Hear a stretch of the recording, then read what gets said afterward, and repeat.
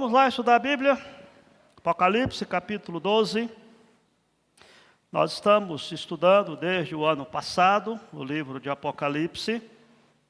Já esse é o nosso 28º estudo. E vamos encerrar hoje o capítulo 12. Relembrando os irmãos que Apocalipse não pode ser estudado de uma sequência do primeiro ao último capítulo de ordem cronológica, porque não faz sentido. Apocalipse são 7 sessões paralelas, e nós estamos agora na segunda metade do livro, onde ele recomeça a história, e hoje nós temos a conclusão, então, desse capítulo 12. Quero que você preste atenção aí nesse texto, tanto vocês quanto os irmãos que estão acompanhando de casa. Eu vou fazer a leitura, você preste atenção nos detalhes do texto, tá bom? Quando, pois, o dragão se viu atirado para a terra, perseguiu a mulher que dera à luz o filho varão, e foram dadas à mulher as 2 asas da grande águia, para que voasse até o deserto, ao seu lugar, aí onde é sustentada durante um tempo, tempos e metade de um tempo, fora da vista da serpente. Então a serpente arrojou da sua boca, atrás da mulher, água como um rio, a fim de fazer com que ela fosse arrebatada pelo rio. A terra, porém, socorreu a mulher, e a terra abriu a boca e engoliu o rio que o dragão tinha arrojado de sua boca. Irou-se o dragão contra a mulher, e foi pelejar com os restantes da sua descendência, os que guardam os mandamentos de Deus e têm o testemunho de Jesus, e se pôs em pé sobre a areia do mar. Só até aí, vamos orar mais uma vez. Pai, fala ao nosso coração, agora que vamos estudar esse texto, de uma forma tão alegórica, tão simbólica como temos o livro de Apocalipse. Pedimos que o Senhor nos amplie, ó Pai, a nossa mente, a fim de que possamos compreender a Tua palavra nessa noite e ser por ela edificados e também exortados a andar nos Teus caminhos. É a nossa oração, em nome de Jesus. Amém, Senhor. Amados, o livro de Apocalipse é um livro muito difícil de entender. Essa é a principal argumentação de todos aqueles que não estudam Apocalipse. É possível que aqui, de todos vocês, haja um número muito pequeno que já tenha lido Apocalipse todo, ou mesmo que tenha estudado Apocalipse todo. O motivo pelo qual estamos, desde o ano passado, estudando Apocalipse, pedacinho por pedacinho, é exatamente porque Apocalipse quer dizer revelação. É a manifestação da vontade de Deus para a vida da igreja. Lembrando os irmãos que os textos de Apocalipse, eles estão sempre se referindo ao período que compreende entre a primeira e a segunda vinda de Jesus. Aquela ideia de que haverá um momento em que grandes terrores acontecerão, e aí olha-se às vezes como sendo literais algumas coisas que estão em Apocalipse, não condiz com outras partes da revelação, como por exemplo aqueles textos que falam que a volta de Jesus será repentina quando ninguém estiver imaginando, quando ninguém estiver esperando. Portanto, a série de avisos que Apocalipse nos traz, eles já estão acontecendo.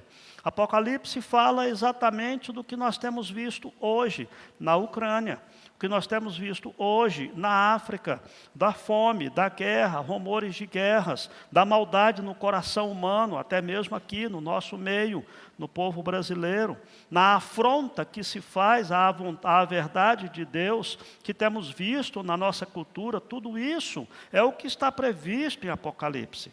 E eu quero voltar aqui um pouquinho no capítulo 12, no começo, porque o texto que nós estamos estudando hoje é mais ou menos um destrinchar, uma explicação melhor do versículo 6. Portanto, esse resumo de todo o capítulo 12, até um pouco mais, está no capítulo 12, de 1 a 6, que nós já estudamos, mas quero relembrar os irmãos. Lembrando que no começo do capítulo, ele disse que viu grande sinal no céu, uma mulher vestida de sol, com a lua debaixo dos pés, uma coroa de 12 estrelas na cabeça, que achando-se grávida, grita com as dores de parto, sofrendo tormentos para dar à luz. Nós aprendemos, quando estudamos esse texto, que é improvável que este versículo se refira a Maria, porque em momento algum, na Bíblia toda, Maria é vista dessa forma, gloriosa. Na Bíblia toda se apresenta dessa forma a igreja, e não é incomum a designação da igreja como a mulher, vestida dessa forma. Você pode perceber isso no Velho Testamento, quando Deus mesmo fala através dos profetas que desposou o seu povo, que a igreja é comparada a uma virgem, em outros textos a igreja é comparada a uma mulher adúltera. Paulo diz em Efésios capítulo 5, de que Jesus morreu pela igreja para apresentar a si mesmo como igreja gloriosa, sem mácula nem ruga.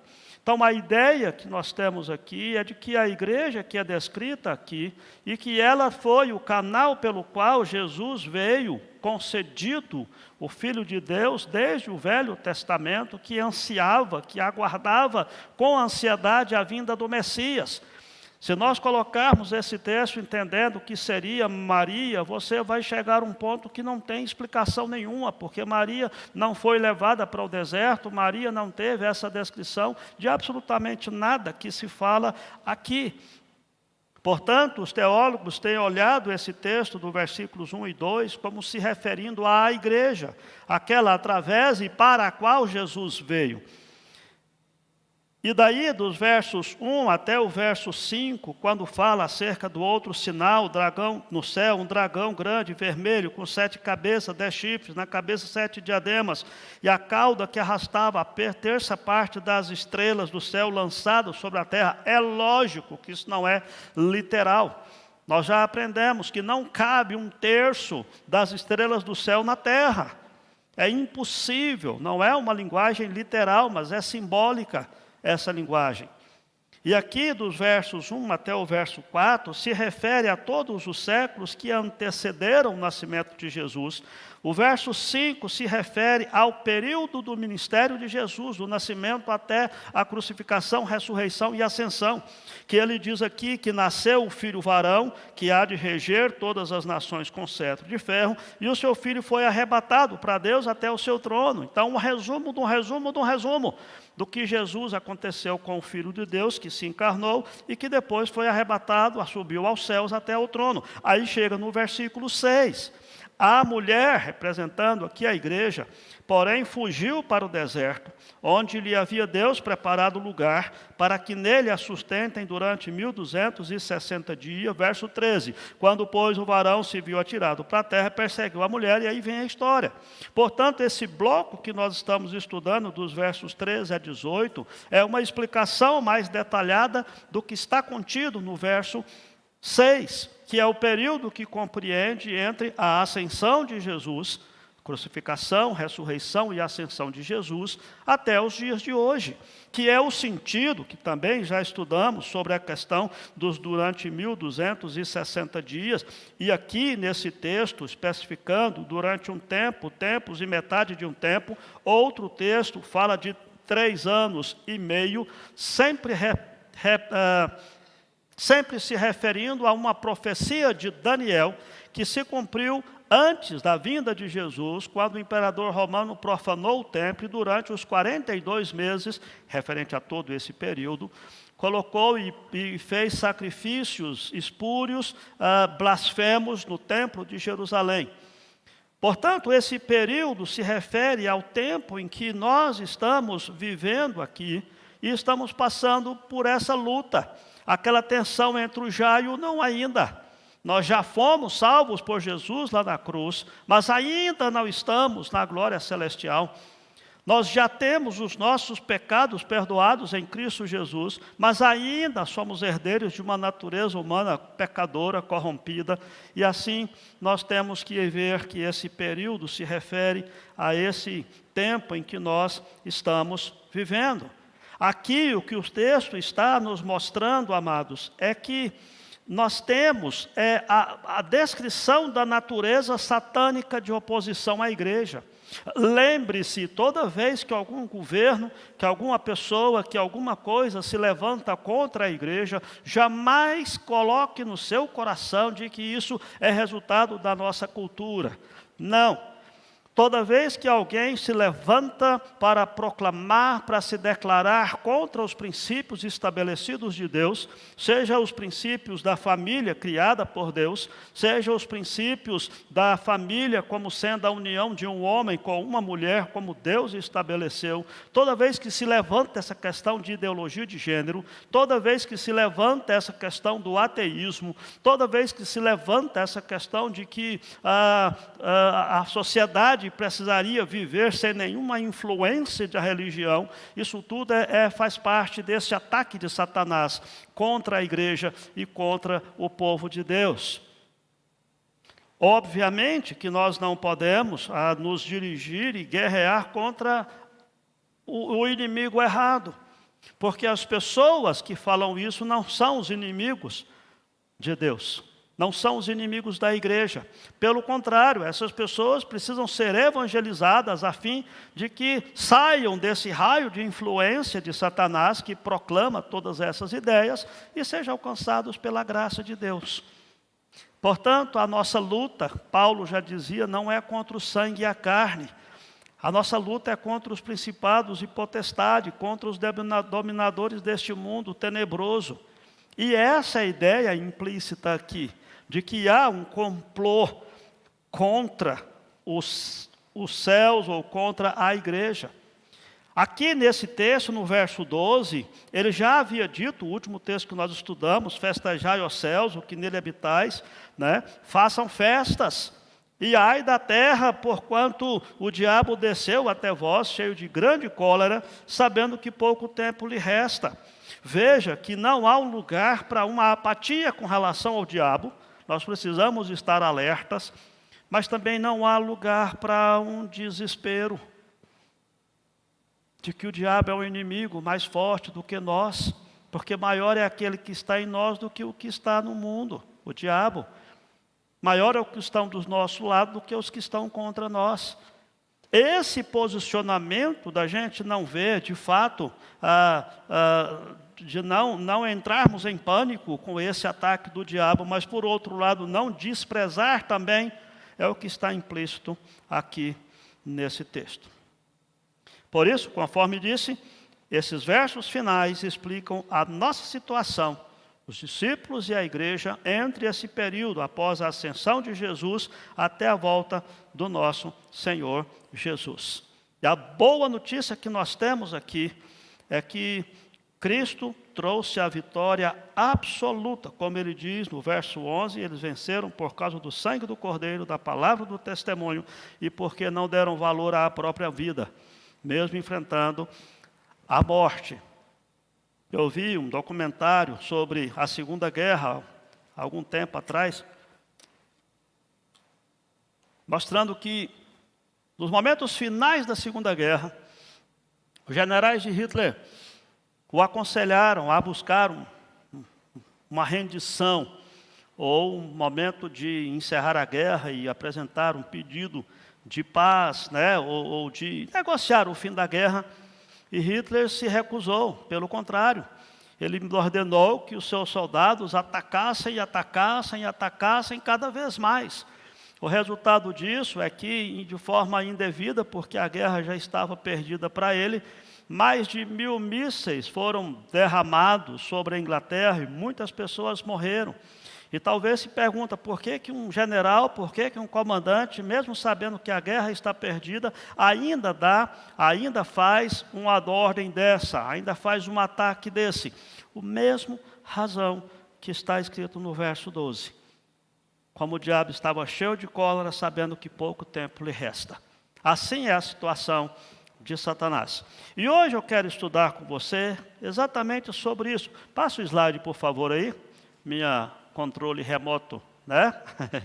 Quando nós falamos sobre vencendo o adversário, há diversas descrições que a Bíblia traz que é o grande dragão, é o sedutor de todo mundo, é Satanás, é o acusador dos nossos irmãos. Lembrem-se que o diabo perdeu o posto de acusador dos nossos irmãos diante do trono de Deus. Já estudamos sobre isso. O diabo foi expulso de diante da presença de Deus e não mais nos acusa diante de Deus.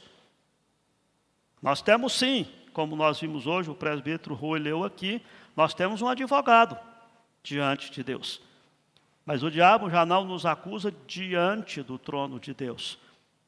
Mas ele ainda tem um raio de ação, ele já está derrotado, mas ele ainda tem um raio de ação e nós precisamos aprender a derrotá-lo também. O próximo slide eu coloquei o resumo do estudo anterior, que foi esse período, dos versículos 7 até o 12. Mostramos que nós vencemos o adversário, confiados no sangue do Cordeiro, foi o que Jesus fez por nós na cruz, que nos habilita a vencer o adversário, por meio da palavra do testemunho, a palavra de Deus, e por meio da nossa entrega da própria vida. Por isso nós precisamos nos alegrar com isso, mas ao mesmo tempo lembrar que ainda temos um sofrimento temporário, que é aquilo que nós vamos estudar hoje. O texto de hoje vem nos dizer que a despeito dessas coisas, Deus colocou limites na atuação de Satanás. Satanás não é um outro Deus em pé de igualdade com o nosso Deus, como muitas pessoas tentam mostrar ou pensam na sua cabeça. De que Deus está em guerra contra Satanás e a briga está feia e a gente tem que saber do lado que nós vamos ficar. Não, queridos, não é assim. A Bíblia nunca deu motivo para se alguém interpretar dessa forma. Satanás é um anjo caído, está sob condenação e sob o total e absoluto controle de Deus.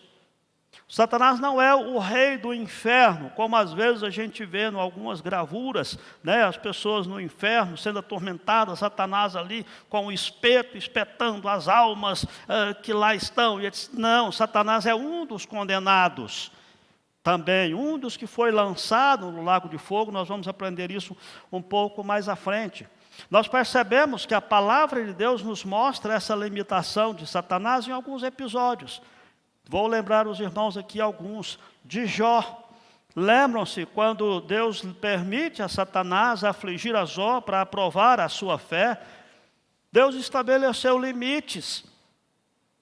E quando Satanás argumentava, Deus ampliou esse limite, mas Deus estabeleceu o limite final, que era a vida de Jó. Deus permitiu que Satanás agisse, peneirasse a Jó, como Jesus disse que Pedro também seria peneirado, mas Deus estabeleceu limites. Satanás não tinha total autoridade sobre a vida de Jó, o que tinha era dado por Deus.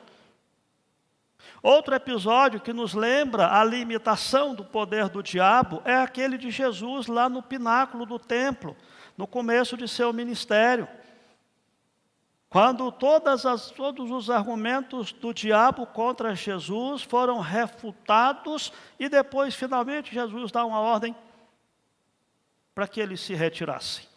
Outro episódio que mostra a limitação do poder do diabo é aquele do episódio do endemoniado. Quando o demoniado gadareno, quando ele se identifica e Jesus, ele então reclama ali os demônios presentes, ele lhes permite que não nos mande para o fundo do poço, do abismo, permite que a gente entre nesses porcos. Portanto, toda a ação do diabo tem uma limitação de Deus. E aqui nós temos essa descrição que quero ir caminhando com você. Eu vou pedir para a nossa irmãzinha do Dr. Show ir passando à medida que a gente vai caminhando aqui nessas 3 limitações que o texto nos mostra aqui. Vamos lá então. A primeira informação que o texto traz é que os limites do nosso adversário, primeiramente, é um limite geográfico. Está limitado à terra. Está aí no verso 13. Quando ele diz que quando o dragão se viu atirado para a terra, ele perseguiu a mulher que dera à luz o filho varão. A igreja da qual foi Jesus, o que saiu dela e que veio para salvá-la. Isso é uma questão extremamente importante, porque é por causa disso que Paulo diz que Satanás, que o diabo, é identificado como Deus deste século, segundo os Coríntios 4:4, e que é um texto que as pessoas às vezes usam para dizer que Satanás é o príncipe, é o rei deste mundo, como se Deus fosse.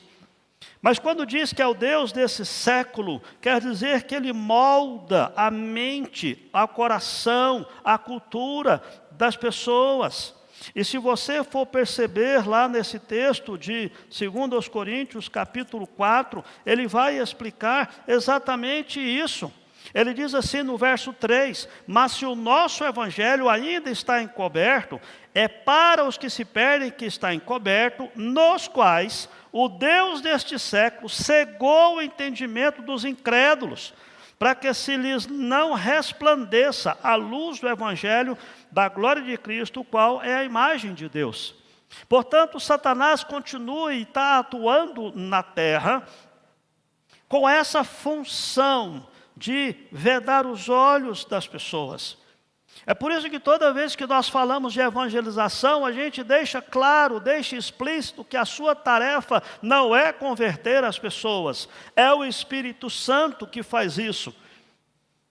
Porque quando você percebe que uma pessoa ouve a palavra, quando você percebe que a pessoa, ela entende a palavra, mas ainda assim ela quer continuar vivendo na sua vida, sem abrir mão de si mesmo, sem se quebrantar diante de Deus, é porque esse Deus desse século está influenciando a sua vida, vedando o seu entendimento. E aqui retrata exatamente a tentativa de Satanás de afligir esse mundo. E também a igreja. Paulo diz que o diabo ele se disfarça até de anjo de luz, para enganar, se possível, os eleitos de Deus.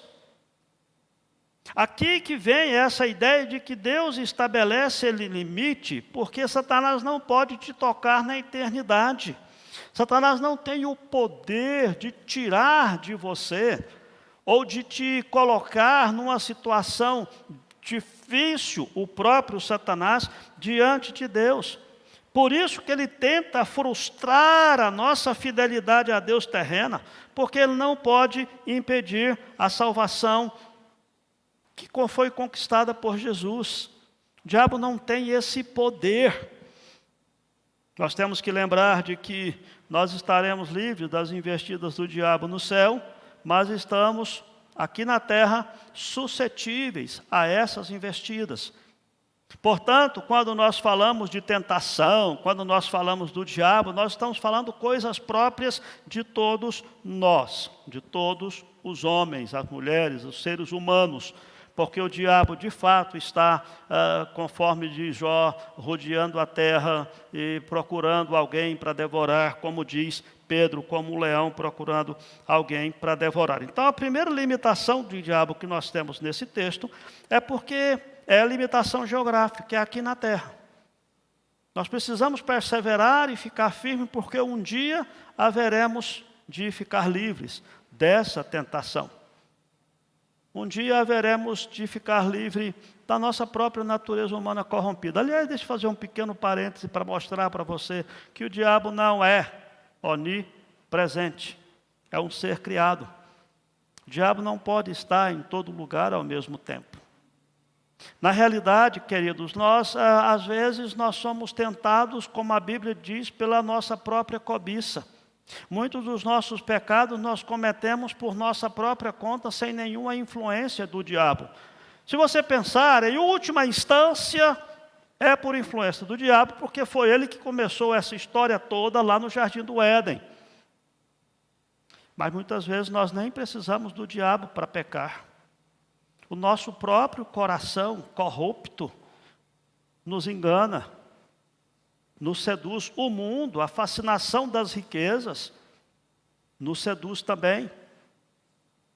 E é preciso que eu e você estejamos atentos, porque muitas vezes nós somos seduzidos por nós mesmos, pelo nosso egoísmo, pela nossa vontade de ser visto dos homens.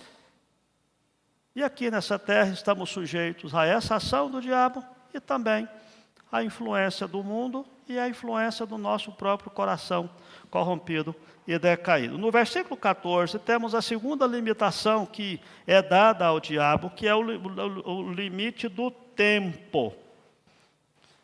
Ele é muito claro aqui em falar de que foi dada às mulheres as duas asas da grande águia para que voasse ao deserto, ao seu lugar, onde é sustentável durante um tempo, tempos e metade de um tempo, fora da vista da serpente. O resumo disso que nós já estudamos. Essa ideia de um tempo, tempos e metade de um tempo, outro texto fala de 3 anos e meio, outro texto, como o verso 6, fala 1.260 dias. São textos que mostram, ou outro texto fala ainda 42 meses, textos que se referem ao mesmo período de tempo. Como disse um judeu que estava lendo isso, ele sabia do que estava se falando, porquanto eles compreendiam muito bem que essas designações eram dadas para se referir a um período muito difícil da vida do povo judeu. Como disse, quando o imperador romano entrou no templo e profanou o templo durante esses 42 meses, que foi previsto na profecia de Daniel e executada naquele período interbíblico, o judeu sabia disso. A ideia é exatamente de mostrar de que o tempo especificado para o diabo é esse período até Jesus voltar.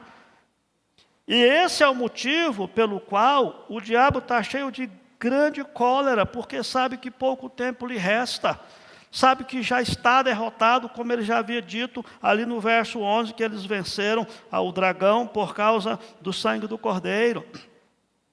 E aí essa descrição do limite do tempo faz com que o diabo, assim como disse naquela ilustração de Hitler, mesmo sabendo que a guerra estava perdida, mandou atacar e fazer o máximo prejuízo possível, porque estava cheio de grande ira, de grande cólera, por ter sido derrotado. Essas duas asas, as que se refere aqui, pode estar se referindo ao Antigo e ao Novo Testamento. Pode estar se referindo à forma que Deus usou e deu autoridade através da qual a igreja condena os seus adversários e durante o tempo, ou pelo qual durante esse tempo ela é confortada e armada para o conflito com o diabo, porque afinal de contas é a palavra de Deus, que é a nossa arma contra o inimigo. Veja, amados, que o Antigo Testamento frequentemente falava de Deus carregando o seu povo em segurança em asas de águias, usando essa ilustração. Você encontra isso lá em Êxodo capítulo 19, Deuteronômio 32 e alguns dos profetas. É por isso que digo, amados, nossa dificuldade é quando estudamos Apocalipse, nós precisamos fazer um estudo muito mais amplo do que os irmãos que originalmente receberam essa escritura, porque eles estavam familiarizados com essa linguagem. Seria como se hoje eu chegasse para os irmãos aqui, sei lá, e fizesse alguma citação do Césio 137. Se eu falasse alguma coisa do Césio 137, por mais que a gente não entenda patavina de nada de física, de química ou de qualquer coisa, mas a maioria de vocês aqui, estaria se sabendo a que eu estava me referindo. Porquanto boa parte de nós vivenciamos pessoalmente aquele período aqui em Goiânia, e outros que são mais novos, mas estudaram na escola, ouviram os pais contarem, sabem o que se refere o Césio 137. Assim como muitas coisas que tem no livro de Apocalipse, para os leitores originais dessa carta, né, desse livro, era algo normal, eles liam, ouviam aquilo e pronto, entendiam automaticamente. Nós temos que estudar, voltar lá atrás, tentar entender aquilo que eles tinham na mente deles como pano de fundo, lembrando que o pano de fundo de Apocalipse é o Velho Testamento. Outro exemplo é o deserto, quando diz aqui que levou para o deserto, ao seu lugar onde é sustentada. Existem inúmeras referências no Velho Testamento que o povo de Deus sempre teve no coração, inclusive nós, com relação ao deserto. Tanto o período em que Deus conduziu o seu povo pelo deserto, quando Deus sustentou o seu povo pelo deserto, depois que saíram do Egito, Nós temos o exemplo do profeta Elias também no deserto. Nós temos várias referências do próprio Jesus, que ficou 40 dias no deserto, sendo sustentado por Deus. Portanto, a ideia que tem aqui refere-se a todo esse contexto, e a ideia é que seu lugar aqui escrito é o lugar preparado por Deus para mostrar que a igreja, embora esteja no mundo, não é do mundo, mas ela é protegida. Nós temos a proteção de Deus. É por isso que toda vez que nós passamos por um período de confissão de pecados, como o que tivemos aqui no culto e temos em todo o culto, nós vivemos sempre nessa expectativa de que Deus perdoe os nossos pecados, porquanto nesse período nós estamos sujeitos a todas essas influências. Mas haverá um dia em que não só o diabo será definitivamente afastado de nós, como nossa natureza humana corrompida será definitivamente redimida e não teremos mais essa influência dos nossos pecados, quanto esse mundo será definitivamente transformado, quebrantado, destruído, e se firmará novos céus e nova terra, como ele diz um pouco mais lá para frente. E por último, outros blocos mostram que o diabo também é limitado no seu poder, versos 15 e verso 16. Veja que quando diz aqui que Deus protege a igreja e leva para um período de tempo fora da vista da serpente, no lugar onde ele mesmo preparou, aí vem um ataque mais raivoso ainda do diabo. Diz que a serpente arrojou da sua boca atrás da mulher água como um rio, a fim de fazer com que ela fosse arrebatada pelo rio. A terra, porém, socorreu a mulher, e a terra abriu a boca e engoliu o rio que o dragão tinha arrojado de sua boca. Quando nós olhamos essa descrição, nós precisamos ver que está claro aqui nesse capítulo, nesses 2 versículos, que seja lá o que se estivesse referindo a esse dilúvio, ele é limitado. A igreja é protegida dele, diz que a própria terra socorreu a mulher. Agora, quando você olha essa ideia que está aqui, é que o diabo é poderoso, mas não tem poder total e absoluto. Há alguém mais poderoso que ele. O diabo tem influência e liberdade e liberação para perseguir a igreja, para afligir os cristãos, mas há um limite. A ideia do dilúvio no Velho Testamento sempre foi tido como forma de destruição. Pode começar do próprio dilúvio, na época de Noé. O propósito do dilúvio foi destruir a terra. E nesse tempo de escrita de Apocalipse, claramente simbolizava as perseguições amargas a que a igreja foi submetida, porque o propósito do diabo era destruir a própria igreja. O propósito do diabo era fazer de fato com que a igreja fosse aniquilada, e tenta isso até hoje. Vejam, a palavra diz que o diabo tentou matar a Jesus, no verso 5. E efetivamente conseguiu, entre aspas, vamos assim dizer. Porque Jesus de fato morreu. Mas a morte de Jesus foi a proclamação da vitória, porquanto ele ressuscitou e subiu aos céus. E agora, é o que o texto está dizendo, que depois que o filho foi arrebatado para Deus até o seu trono, o diabo ficou irado e se virou contra a igreja, aquela por quem Jesus morreu. Veja aqui que o diabo, essa serpente, a antiga serpente, lança água da boca como um dilúvio, que significa a inundação das igrejas com relação a doutrinas erradas. Como assim, pastor? Na realidade, amados, os enganos de Satanás são como inundação, que mataria a igreja, assim como o faraó tentou afogar os israelitas, tanto no rio Nilo, quando os meninos nasciam, quanto no rio Vermelho, quando eles fugiram do Egito. Veja, Apocalipse, capítulo 1, versículo 16, falou acerca de Jesus e dizia que ele tinha na mão direita 7 estrelas e da boca saía-lhe uma afiada espada de 2 gumes. A Bíblia sempre falou acerca dessa questão da palavra que sai da boca de Deus. Foi através da palavra de Deus, do que Deus disse que o mundo foi criado. É através da sua palavra que separa os pensamentos das pessoas. A espada, essa espada que fala aqui do capítulo 1, verso 16, que sai da boca de Jesus, é o Evangelho, que é poderoso para dividir juntas e medulas, a ideia que a Bíblia traz. Por isso você tem aqui o contraste, um dilúvio vindo da boca de Satanás e a palavra que vem da boca de Deus. É por isso que estou mostrando para você que essa ideia desse dilúvio que sai da boca da serpente não é um dilúvio literal de água realmente, porque isso não causaria prejuízo à igreja. Mas é uma palavra que sai da boca do diabo, em contrário à palavra que sai da boca de Deus. É por isso que nós cristãos precisamos estar atentos com relação a tudo aquilo que nós ouvimos, a tudo aquilo que nós cremos.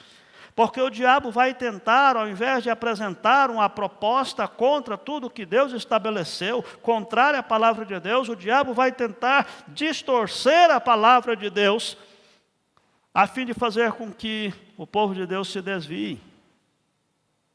É por isso que nós precisamos estar atentos com relação à nossa fé.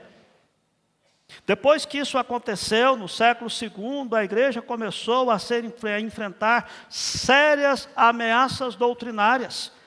Grandes doutrinas basilares de Jesus e os apóstolos e da igreja no livro de Atos começou a ser deturpada, começou a ser corrompida. E nós não precisamos nem ir longe.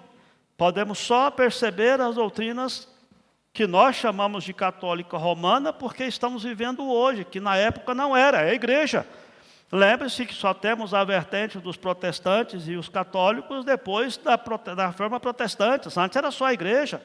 A igreja começou a criar uma série de doutrinas que não estão na palavra de Deus e que afrontam aquilo que Deus estabeleceu. Vamos lembrar aqui alguns. A doutrina da Imaculada Conceição de Maria, de que Maria nasceu sem pecado. Isso não tem na Bíblia. E a igreja adotou para si como sendo uma doutrina bíblica. Você não vai encontrar isso em lugar nenhum na Bíblia. A doutrina da Ascensão de Maria também não tem na Bíblia. A doutrina de que Maria é a nossa intercessora também não tem na Bíblia, não é doutrina bíblica. A doutrina de que os irmãos ou os que foram antes de nós são os santos que intercedem por nós, isso não tem na Bíblia. A doutrina da confissão auricular, a doutrina da infalibilidade do Papa, não tem na Bíblia. É simples assim. A doutrina de que a hóstia se transforma no corpo de Cristo, literalmente, a ponto da igreja nos seus concílios, antes da reforma, terem grandes debates, porquanto, numa ministração da hóstia da Eucaristia, um padre deixou cair uma hóstia, uma galinha foi lá e comeu a hóstia. Aí estava a discussão se aquela galinha é cristã ou não, porque tomou do corpo de Cristo. Se vocês pegarem o que a igreja viveu durante a Idade Média, que é chamada da Era das Trevas, vocês vão ver o que é de fato esse dilúvio que a serpente arrojou da sua boca. Aí vocês vão compreender o que é esse dilúvio.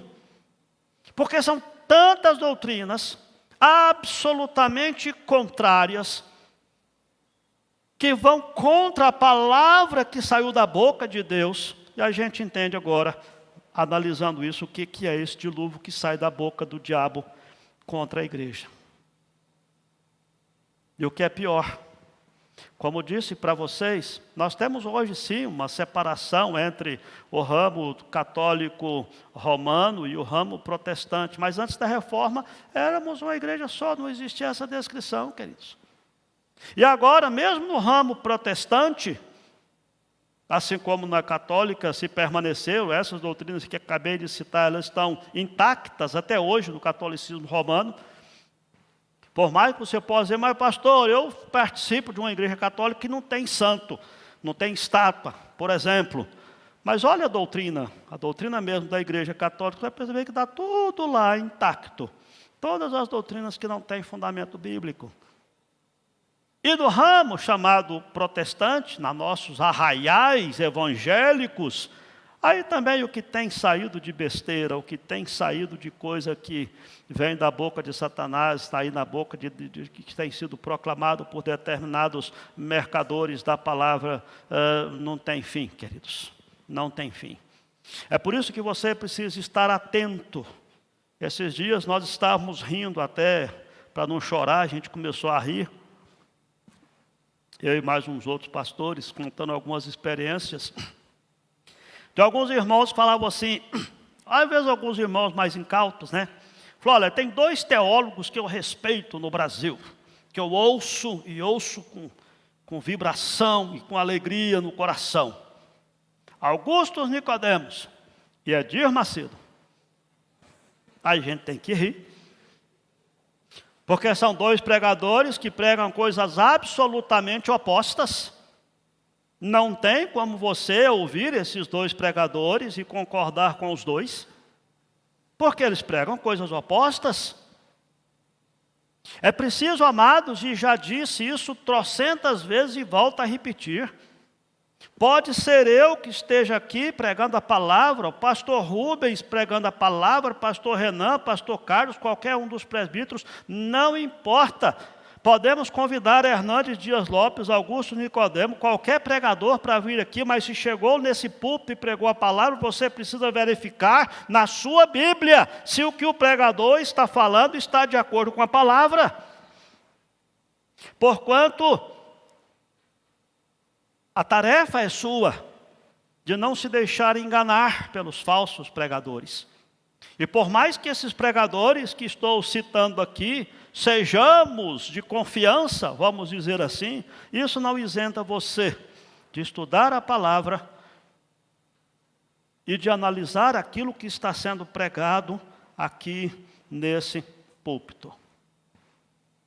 Ou qualquer outro lugar, no Facebook, no Instagram, qualquer lugar que você vê alguém pregando, não engula sem analisar o que você está ouvindo. É preciso que você tenha discernimento, porque o diabo vai tentar enganar a igreja. E a forma mais fácil do diabo enganar a igreja é através das heresias. Porque as heresias são textos bíblicos analisados fora do contexto. Corrompidos, deturpados, distorcidos, e muitas pessoas aceitam aquilo como se fosse de fato uma palavra de Deus. E quantas vezes eu ouvi irmãos da nossa igreja mesmo, não, pastor, porque eu estava em casa, mas eu estava ouvindo lá o Valdemiro Santiago. Não, pastor, eu estava lá, mas eu estava lá ouvindo o apóstolo César Augusto ou qualquer outro. Não, pastor, eu estava lá, estava ouvindo. Meu irmão, era melhor que a sua televisão tivesse desligada. Era melhor que você não estivesse ouvindo nada.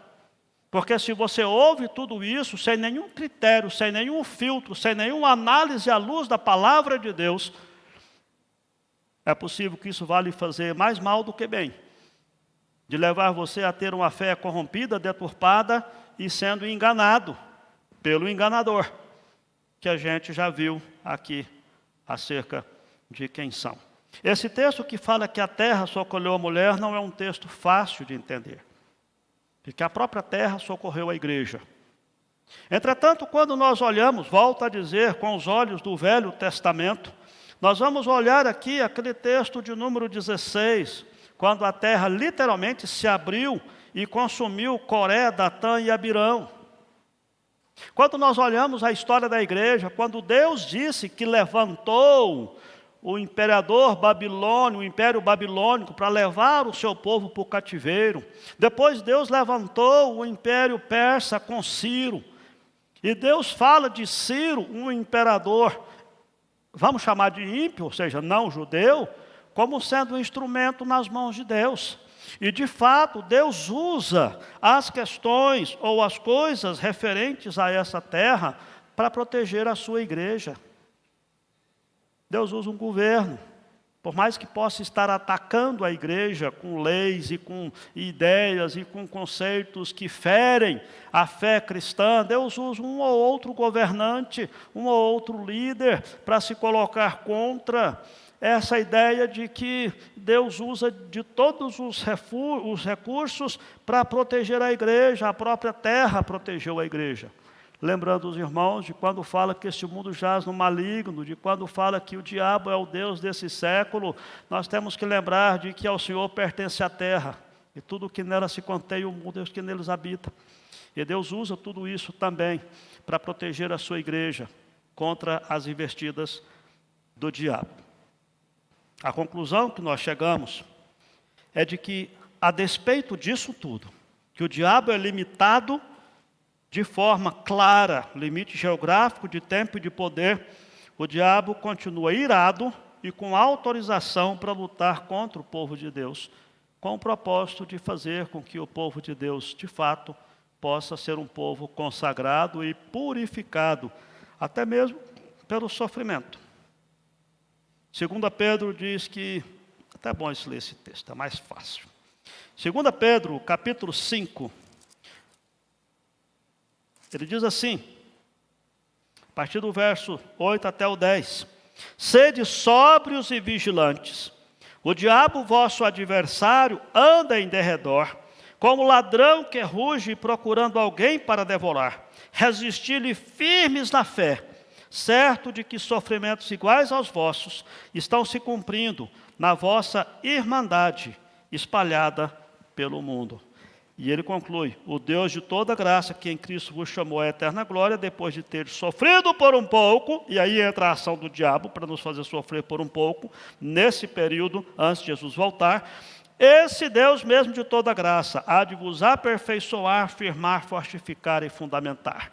Então a conclusão que nós chegamos é que, tendo falhado em impedir a missão de Cristo Jesus, tendo sido frustrado em suas tentativas de acabar com a igreja de Deus, Satanás passa a atacar os seus membros, passa a atacar os crentes individualmente. A semente da mulher, que ele traz aqui, que irou-se o dragão contra a mulher e foi pelejar com os restantes da sua descendência, aqueles que guardam os mandamentos de Deus e têm o testemunho de Jesus.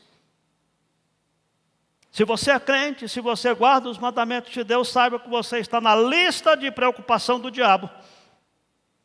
É certo que o diabo talvez tenha muito mais preocupação em atacar a sua vida do que outro que já está no reino das trevas.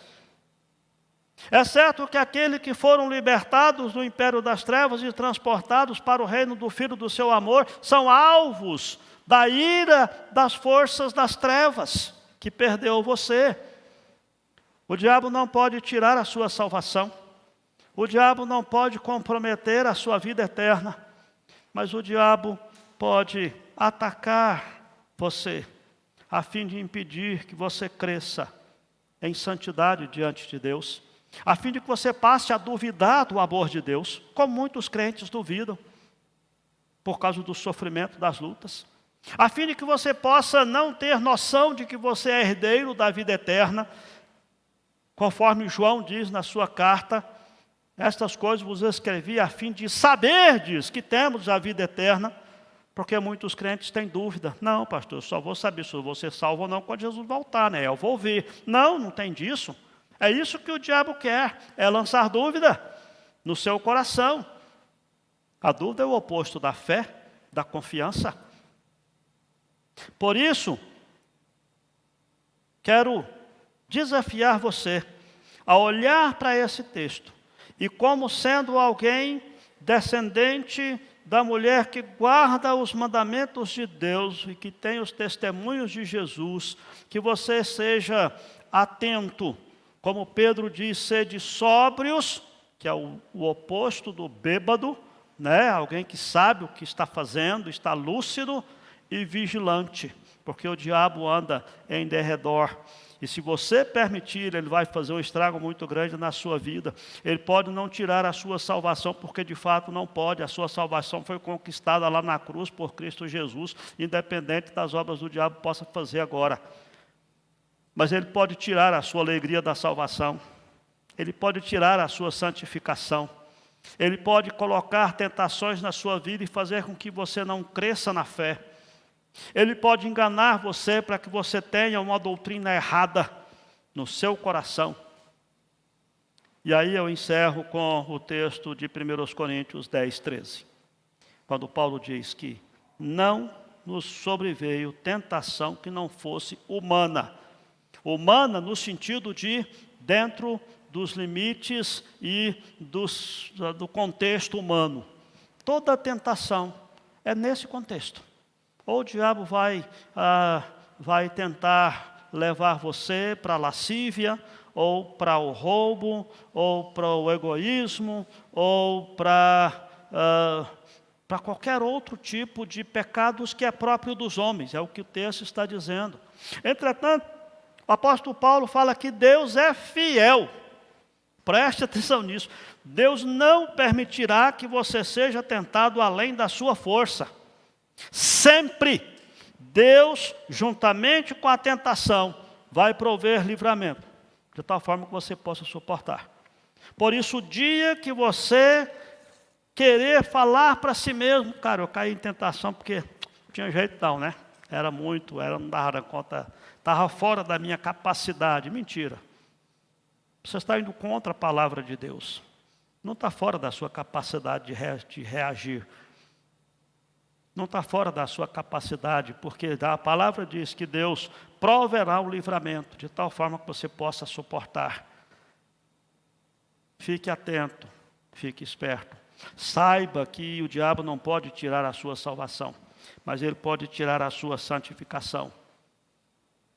Ele não pode tirar a sua vida eterna, mas ele pode fazer você perder a alegria da salvação. Ele pode te impedir de usufruir plenamente das bênçãos que Deus tem reservado para você.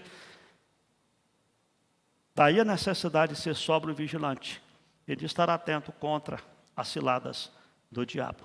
E talvez, quero fazer uma última aplicação daqueles que porventura possam pensar assim: reverendo, só que agora a vaca já foi para o brejo.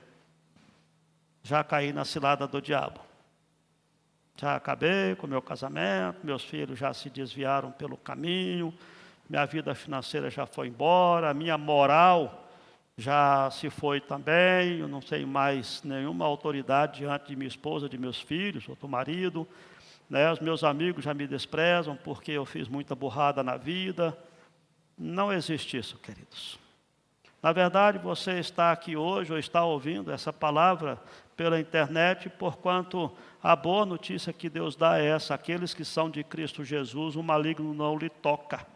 E se você deu brecha para o diabo, ainda está em tempo de voltar atrás, ainda está em tempo de se quebrantar diante de Deus, de pedir perdão pelos seus pecados, das burradas que você possa ter feito, de corrigir os seus caminhos, para que você possa andar novamente no caminho de santidade e andar em novidade de vida. Que Deus abençoe a sua vida, que você guarde essa palavra no seu coração. E se porventura você tem se deixado seduzir pelos dilúvios da boca de Satanás, você possa voltar atrás, se arrepender disso e voltar a andar em santidade diante de Deus. Que Deus abençoe a sua vida. Olá, que bom ter você por aqui. E aí, gostou do vídeo? Então não se esqueça de se inscrever no nosso canal, ativar o sininho para receber as notificações dos outros vídeos que virão, curtir esse vídeo e principalmente, é claro, compartilhar ele com as pessoas que você ama, para que elas também sejam edificadas e abençoadas por essa mensagem. Nos siga também nas outras redes sociais que estão aparecendo aí na sua tela, para você poder acompanhar melhor os nossos horários e as nossas programações. Tá bom? Que Deus abençoe sua vida e até o próximo vídeo.